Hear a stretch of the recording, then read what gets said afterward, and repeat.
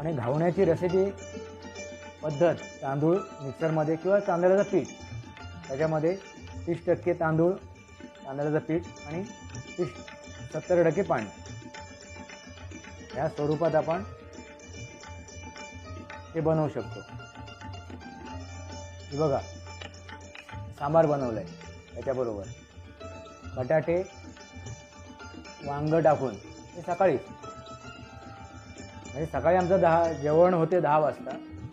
नंतर बाहेर कामं आटपून आल्यानंतर 5 नंतर म्हणजे आता 5 नंतर हे बनवायला घेतलेलं आहे. आल्यानंतर आता जेवायचं 6पर्यंत 6-7 जास्तीत 7 उशिरा विषय संपला. सकाळी पहाटे उठायचं 4 वाजता. हा बघा